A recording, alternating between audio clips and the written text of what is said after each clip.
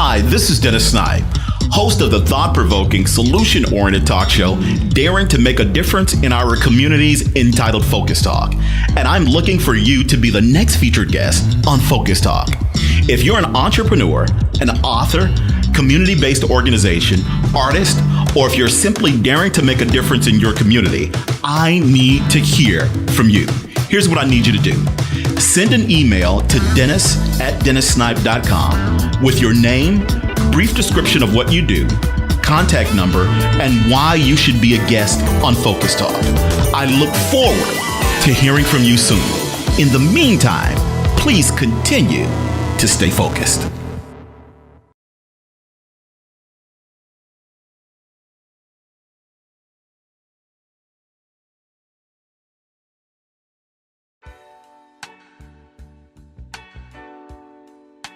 You're in tune to Chicago's most popular college music radio station. 89.3 is WKKC. This is Focus Talk, the thought-provoking, solution-oriented talk show, daring to make a difference in our communities. We're talking on a regular basis because the answers really matter. What are we talking about? We're talking about politics, religion, personal development, education, history, music, and then from time to time, we are spotlighting positive people who are doing positive things right here in the Inglewood community, the entire Chicagoland area, as well as the entire nation. I'm your host, Dennis Snipe. Joining me in the studio today is Minister Jeffrey Muhammad. Brother Jeffrey, how are you today? I'm fantastic. How about yourself? I am well. Thank you very much for being a part of today's show. Now, we've had an opportunity. I've had the privilege of working with you and seeing you at the mosque doing different things, and very impressed by your work. Give me some information as to what you do. What is your role with the Nation of Islam? I'm an FOI, Fruit of Islam. I am the Assistant Minister, Mosque Mariam, specifically Assistant Minister to Minister Ishmael Muhammad, who is the National Assistant to the Honorable Minister Louis Farrakhan. I'm also chair of Minister Louis Farrakhan's Justice or Else here in the city of Chicago. Okay. All right. Now, needless to say, there are a lot of things that are going on in the nation at this particular time, or the Nation of Islam, to say specifically. But as far as your role, you talked about justice or else. Let's talk about the movement itself. Okay. What is the movement about? Well, the Honorable Minister Louis Farrakhan in 1995 called for 1 million men to join him in Washington, D.C. And he was blessed that nearly 2 million men came for a day of atonement and reconciliation. 20 years later, he called again for the 20th anniversary of the Million Man March, but this time, instead of atonement and reconciliation, he went under a call of justice or else. And in implementing that theme, he encouraged everyone to go back into their cities and towns and establish local organizing committees with the intent purpose of bringing justice to causes in your local areas, establishing Black circles where we could begin to become intentional with Black economics, Black thought, Black education, Black self-empowerment, Black entrepreneurial spirit, whole 9 yards of Black people doing for self under the banner of justice or else. Now, what does the else part mean? Is that an ultimatum? Absolutely. Okay. The or else is whatever the issue of justice is. We believe in a God of justice. The Honorable Elijah Muhammad teaches that justice is the weapon that God uses. Justice means fair dealing. And we as a people have been mistreated and treated unfairly since we have been in North America. And at a certain point, the laws of cause and effect begin to play a part in the dynamics of this country. With the unfairness that have occurred to us, at some point the universe will cry out and become fair in its punishment to those who have been unfair to us. It also means the or else is, as the Bible says, Moses tells Pharaoh, let my people go. The or else for us is to let Pharaoh go and begin to do something for ourselves. Minister Jeffrey, is it, I understand the concept, however, is it that easy considering that the people who are part of the oppression have been in it for so long, it has become second nature? It is similar to the mule who has worked for so long on the plow that even after he's released, he continues to travel in that same motion because that's all that he knows. That's correct. Our people are walking amnesia victims. And a person experiencing amnesia, they don't know who they are. And everyone around them that should be familiar are no longer familiar. They don't recognize their name. They don't recognize their family. They don't recognize their history. They only can know what someone tells them who they are. Black people in America go by names that they have not given to themselves, a culture that they did not establish. They eat foods that they did not ascribe to, and they follow different ways and more ways of other people that were forced upon them. So the initial part in or else is to give a knowledge of self, which would help us to identify with our culture, help us to identify with a knowledge of self. And a knowledge of self is a reawakening of the God which is in each and every human being. When a person has been made slave to another, then they've been made to abandon the Creator. The Creator is the only one that a human being should bow down to. But our community bows down to that which is lesser than God. So the primary thing is to remind man that there is a superior being to mere mortals, and that superior being is God. The reawakening of a higher deity in one's life helps one to rise above one's current steps, current progress, but also enlivens the spirit to make one think that I can be better than who I was. I have a challenge to be something greater than who I am, and the ultimate purpose in my life is to be what God desires for me to be. Now, Minister Jeffrey, how long does this process of awakening takes? Because we are dealing with the same issues in this present age that we have been dealing with for well over 50 years. Mm-hmm. The teachings of Malcolm X, mm-hmm. of Martin Luther King really haven't changed because we're dealing with the same issue. Absolutely. And so what do we have to do in order to speed up the process or to get it to a point where people of color understand and begin to wake up and say, hey, we have to do something different, because it's happening over and over again? Well, there's no timeline for the reawakening process. We have been made slaves for over 400 years. And it has taken 440 plus years to take a man that once lived in a mighty state in what is now called Africa to now live the life of a so-called Negro in America. That took years to break a man down into animal stages. It took 400 years to take a man who took care of his family to now render black men that walk the streets with their pants down, no longer combing their hair, no longer respecting women, no longer desiring to take care of their children. There's a process that's taken hundreds of years, and we pray that the process does not take hundreds of years to reverse, but we work painstakingly and we work with patience, because a problem that took that long will not be cured overnight. But each day we see steps of progress. But as long as a system is allowed to stay in place, the progress will take a long time. That's where we believe that God will intervene and destroy the system that is keeping us stuck in this quagmire. At his due time, he will destroy this system, and we will be allowed to be who we are. Okay. Mr. Jeffrey, let's shift gears just for a moment. Mm-hmm. Let's talk about the situation here in Chicago, the violence. Mm-hmm. And it seems as if though it is escalating. And for the most part, we have the blame game going on because the police are pointing toward the kids. The kids are saying, well, it's what's going on, what it is that I see. And then we have the church that is saying another thing as to it is the problem with the breakdown of the family. And everyone is pointing toward the other person saying, well, it's your fault. It's your fault. It's their fault. It's his fault. Whose fault do you think it is? Well, and why? Each person has to accept their own part of the responsibility.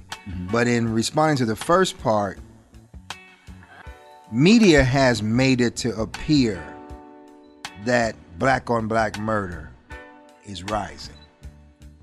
Even though we don't want to see one murder of our people. We look at the statistics going back into the 70s, 60s, even going back into the 50s, 40s, and 30s. The number of black deaths are lower than they were 30 to 40 years ago. But someone has put into this plan to make it seem that we're at an all-time high of murder. We're not. We're at low numbers. Not excusing any of us to commit murders. They've even determined our dialogue with each other. So the term black on black crime. Well, most crime in a community is committed by a person of that community. We never hear the term white on white crime. We don't hear the term Latino on Latino crime. We don't hear the term Asian on Asian crime. Even though 80+% of crime in your community is committed by someone in your community. We're being defined to be bad people. We're being intentionally placed in a category by ourselves. So that systemically we can be removed and wiped out, and the rest of society will clap their hands. You don't read in the newspaper of when one white guy kills another. They don't put that, but we're highlighted. If a young Caucasian robs another Caucasian, they'll say names but no pictures. But if we rob each other, they find the worst picture that they can find of us, and they show us on TV. And I ask every listener, when you watch the news tonight, count the stories of any other ethnicity that's committed a crime. And see if you can see the picture of the person that committed the crime. And tomorrow in the newspaper, of those that have committed crimes, see how many pictures of those are black or those of other colors. The majority that you'll be able to see an image is of us. So we know that we're being highlighted for a specific reason. Now, the Honorable Minister Louis Farrakhan says, and quoting the Honorable Elijah Muhammad, that the sins and murders of black people are really not black people's fault. These are the sins of those that brought us here as slaves, dehumanized us, did not allow us to empower ourselves economically. So many of us our age, we say that rich white people have old money. Old money is built on the backs of old slaves.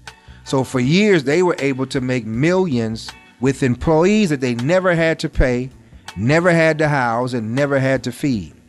Had we had a share in that wealth, we would not have generational poverty. We'd have generational wealth. And because we have generational poverty, our children are fed up and disgusted with the same narrative of college, get a good job, you'll be successful. They say, mom didn't make it, dad didn't make it, grandma didn't make it, granddad didn't make it. To heck with this, I'm going to survive. So even in our surviving, it's not our fault. The conditions around us have made us who we are. Now, is that in the least bit diminishing the level of responsibility? Not at all. If we had the opportunity to be responsible, then we should be held to that category. When you're living in a colonized neighborhood, you can't establish a business if you can't receive the same rules that other people can. For instance, if you and I both go to a bank and we have a European counterpart, it's a greater percentage that he can get a business loan than we can. Black folks can't get housing. We are scrutinized, I think it's called redlining process, to get housing. So the average young black man can't get a $50,000 house. It's harder for him to get a $50,000 loan for a house over a 30-year period. But that same young black man can go get a $50,000 car and pay it for 5 years, show 2 check stubs. They'll sell him a Cadillac Escalade. But if he wants to get property, he has to go above and beyond and show his credit rating, his job, market value. He has to do a whole lot to establish real estate, but they'll give him a car. You see young men with Mercedes-Benz making $30,000 a year. But to try to get property, they are denied. So it's systemic that the playing field and the rules by which we play, they are not the same. Our education, and it can be proven, the education that's given to black children is inferior to the education that's given to white children. School system of Chicago public schools has an inferior school system to the suburban schools. But yet when we go to college, we're expected to compete with those who've already had an advantage. So some say it's a blame game. No, it's unfair. And are we to be blamed because we're in a society that does not care about us? Are we to always have to pull up our bootstraps when half of us don't have boots? Are we to keep blaming ourselves, but yet we live in a system where no help comes to us? At a certain point, we got to point the finger and say, if you're not going to help us, then we'll leave you alone and we'll just help ourselves. Well, do I need to combat that particular situation that you mentioned, which is also true, but do I need to learn the game and then get in the game and play it, perhaps change the rules? Do I become the angry black man? Or what do I do in the middle of it? Because we see it happening regularly, each and every day. It's on the news. It's in the papers. It's all around us, and you feel it. But how do you combat it? You better stay an angry black man living in America, because the minute you get happy in this, you'll be a dead black man. Now, what was the first question that you said? What do I do? Do I learn the game? No. You don't learn the game because you're not on the rule-making board of the game. You're never allowed to make the rules. And our former president proved that as president of the United States. He was not even allowed to recommend a Supreme Court judge. As the highest executive office in this country, he was told by his subordinates, there's no sense of you recommending a judge. We are not even going to consider any Supreme Court judge as long as you're in office. So for years, the Supreme Court did not have a full court, strictly because they told the black man, you can forget it. And the minute that a new president comes in, he's able to appoint a Supreme Court judge. So a black man as president could do less in office than any president could do for his people. And our current president has proven it. By the minute he came in office, he began to make changes the way he wanted to. And it took Barack Obama 8 years, and he never could make the changes that he desired. Well, is it safe to say that Barack was simply a politician trying to keep his job like anyone else? No, I think Barack Obama in his heart had an idea for change. I just think that in his innocence, he had no idea of what he was going to meet when he became president. And once he got to that level, he began to see the hidden hand and say, I don't have the authority that I thought I was going to have. Well, would it be a little naive on his part to think anything else? Then any person that believes that they can play the game is naive. And no black man should ever walk into any situation being naive. If you walk into a situation being naive, then you got to consider, man, am I really as mature as a man as I should be?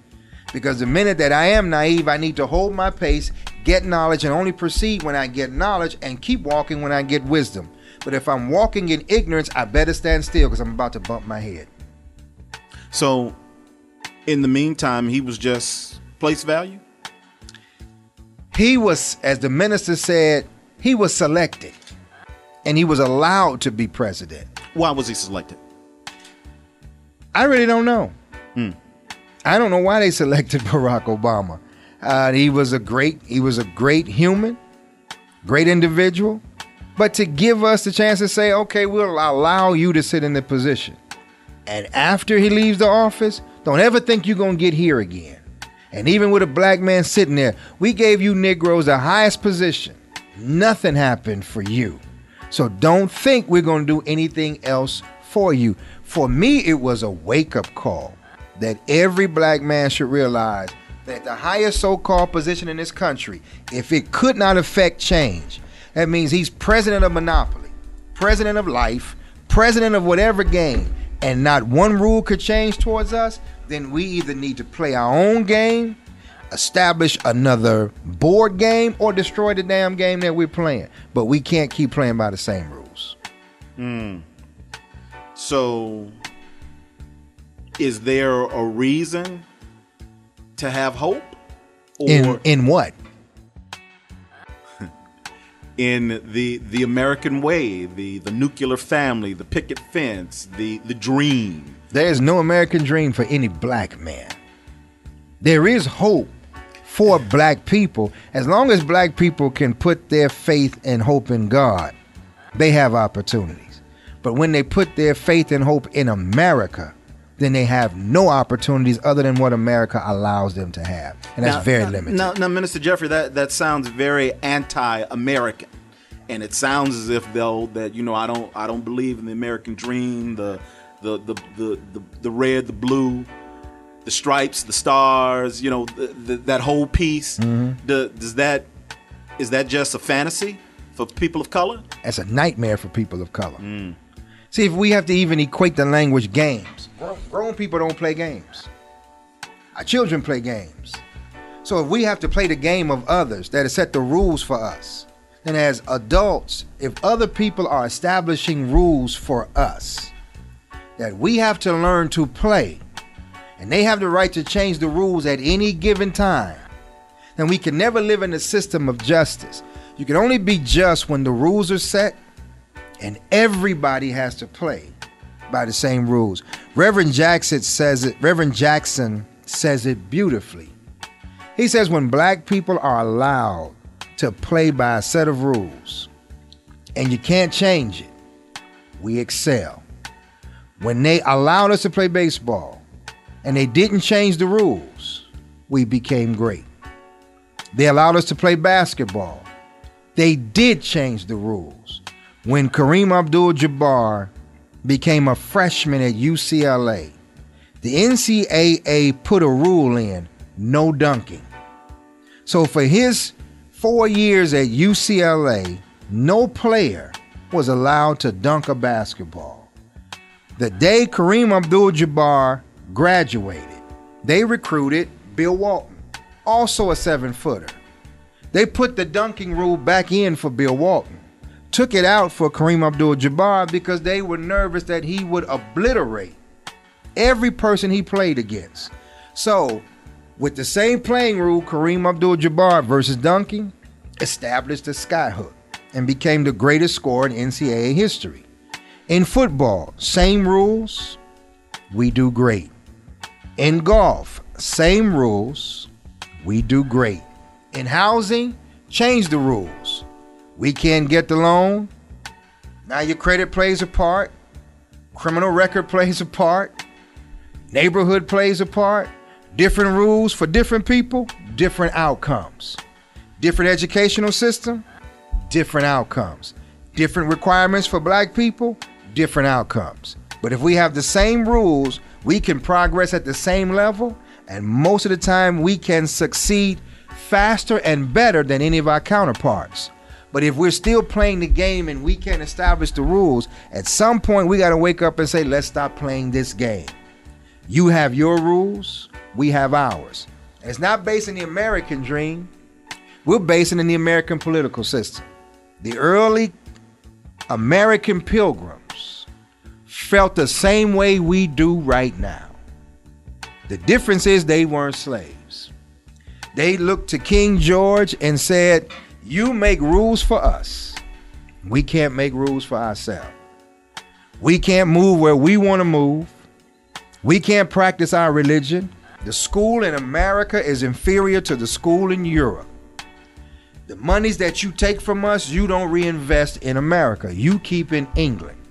The products that you send to America are inferior than the product that you send to Europe.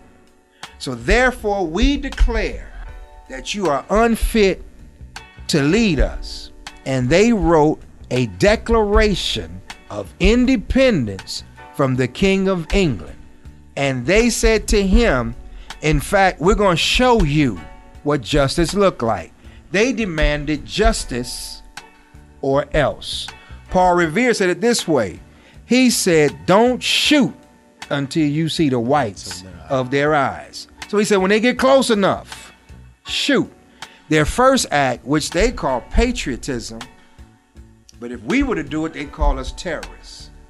They took the number one economic product that England could send to America, which was tea.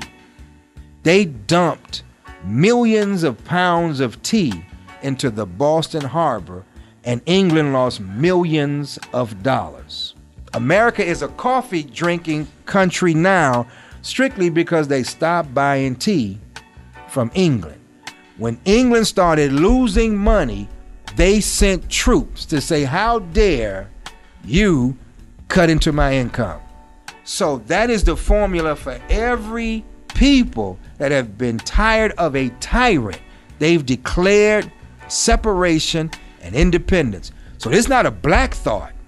We can say we're borrowing it from them. When you got tired of a tyrant, you decided you wanted to be in your own.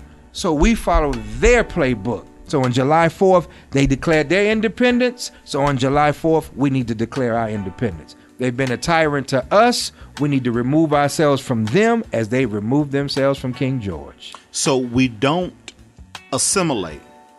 You create your own system and utilize that in which to free yourselves. We can assimilate. We should stop integrating. Assimilation is different than integration. We're separate in this country now. The idea in black people's minds seems strange. How are we going to separate from white people? But most of us live in an all-black neighborhood, go to all-black schools. All of our friends are black. Everybody in our church is black.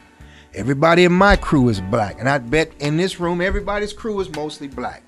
We go to black clubs.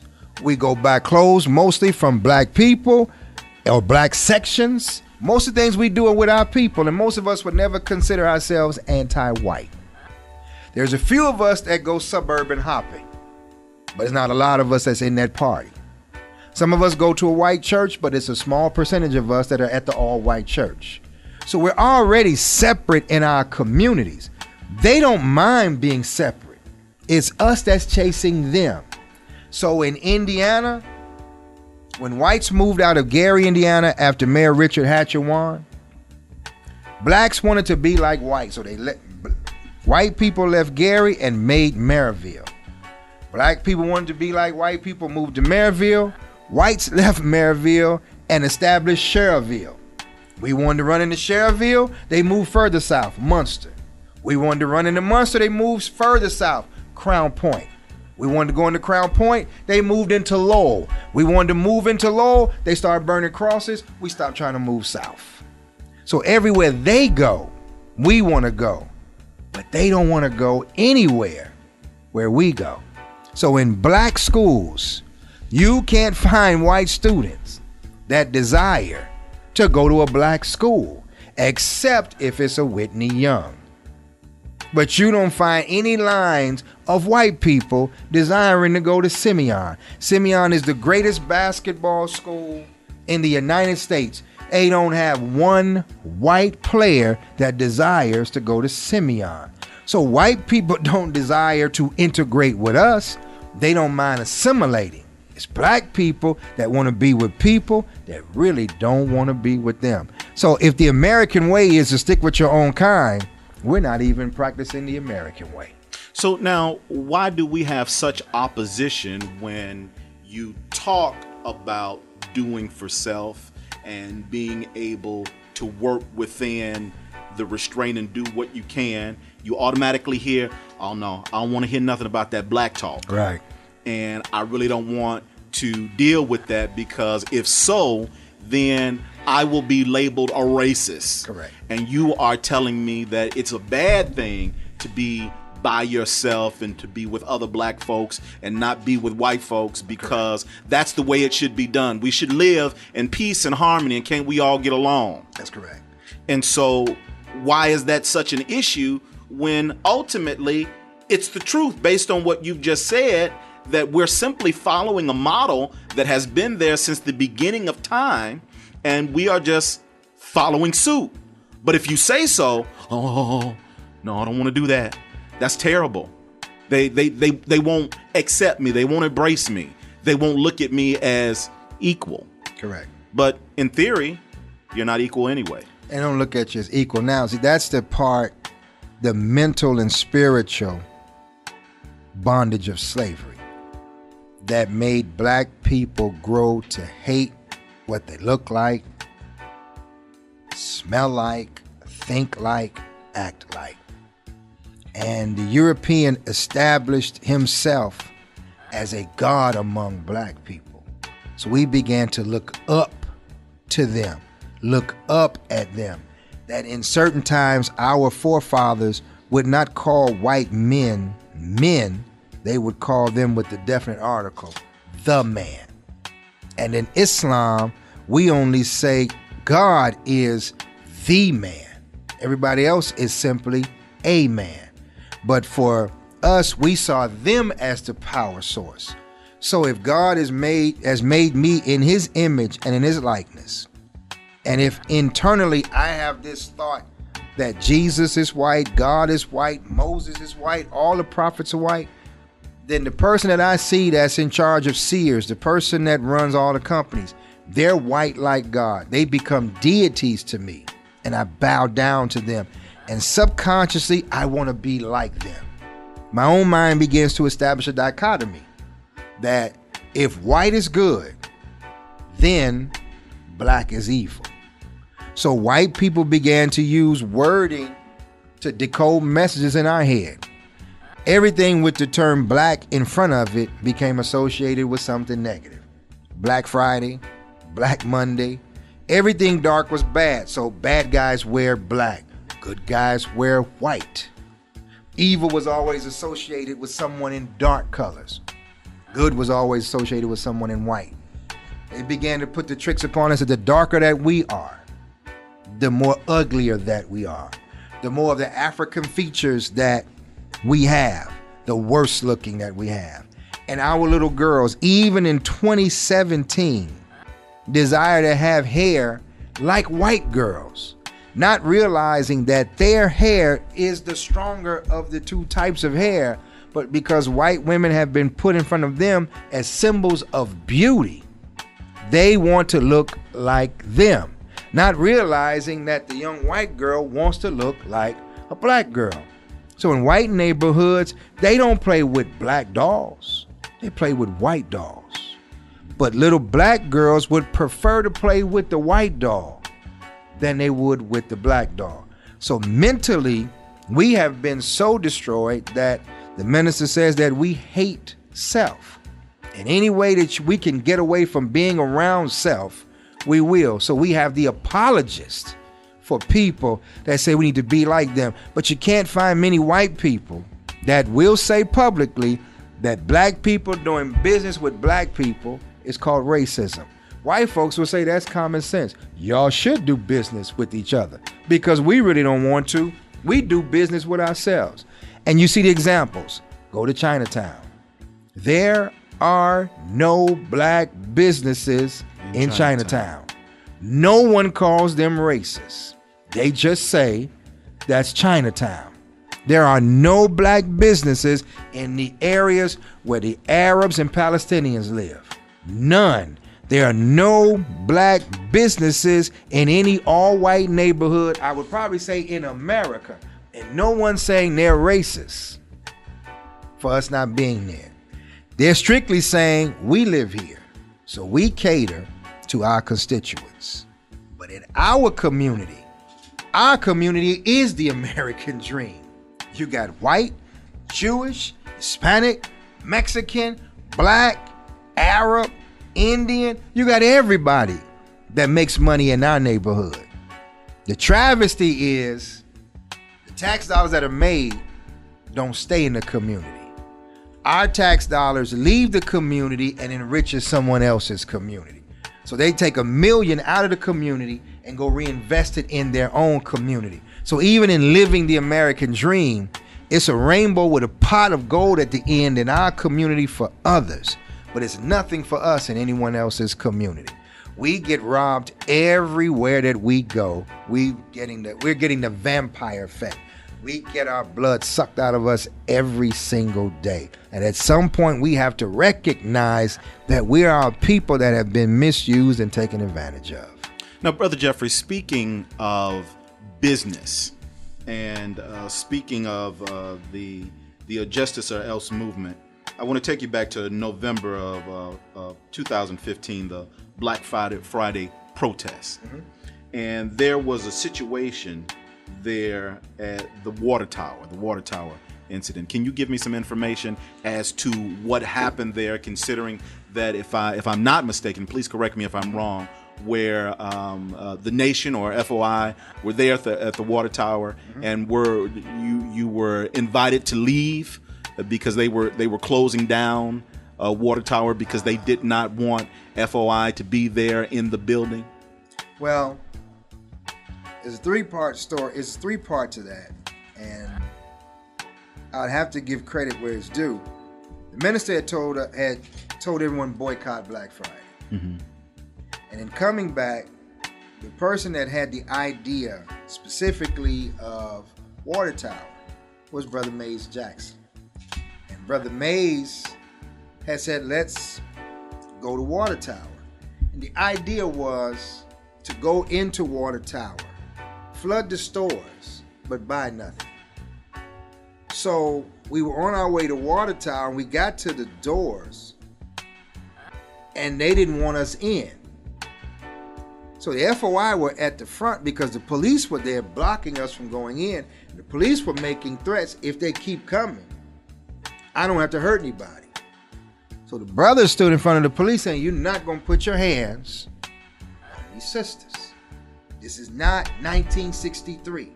We're not about to revisit Alabama. Not about to be no dogs. It's not about to be no water hoses.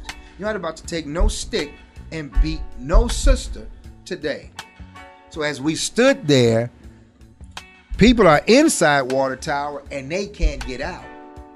And they won't let us in.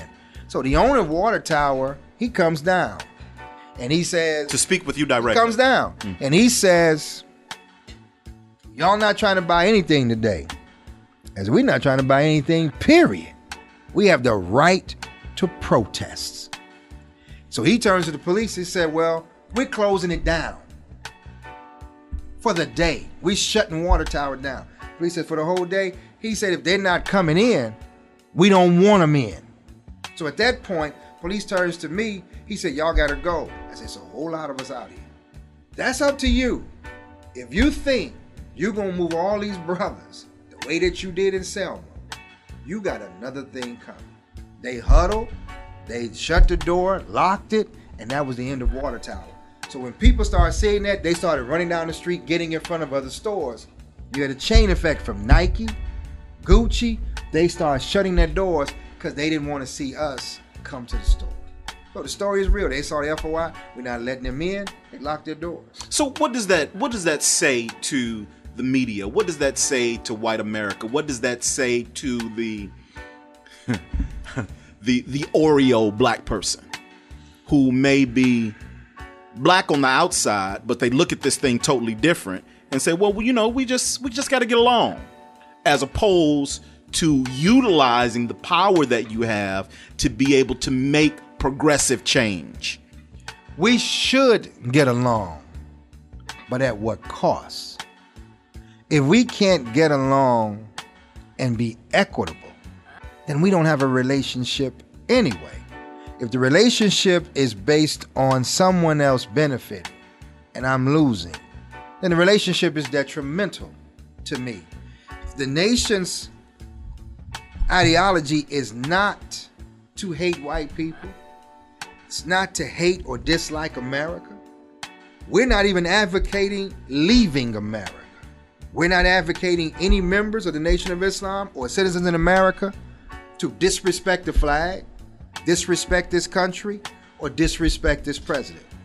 We're not taught as members to hate or put our hands on any person, regardless of their creed, their class, their color, political affiliation, or whatnot.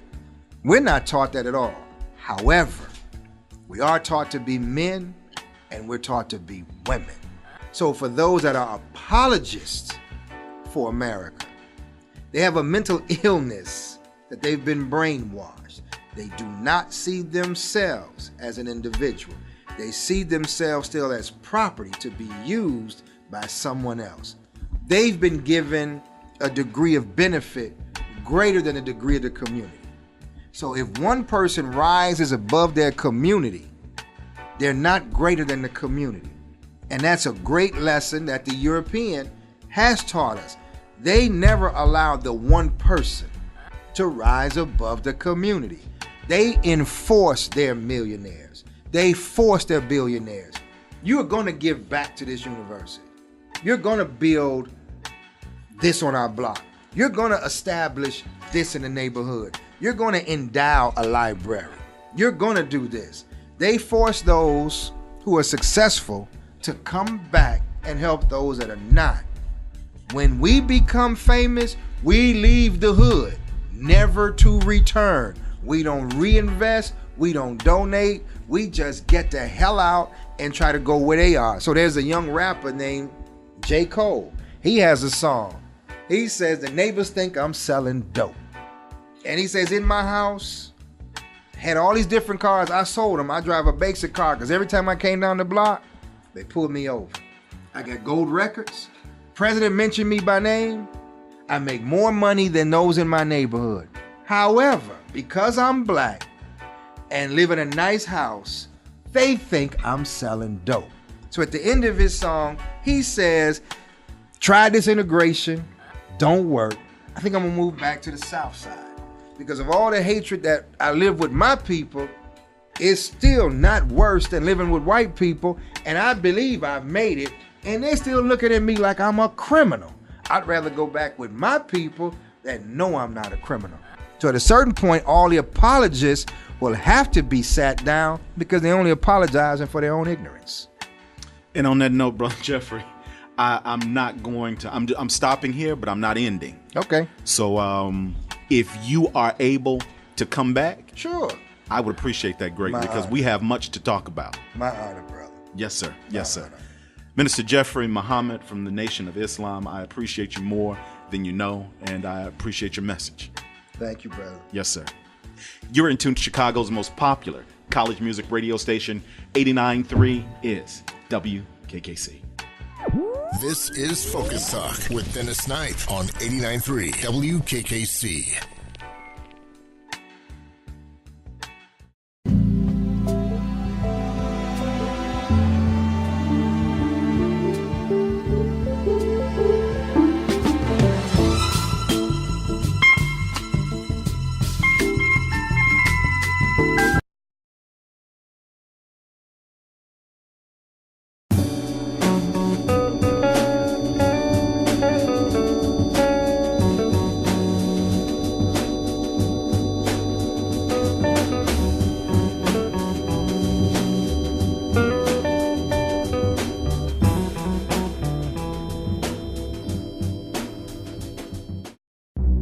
Joe.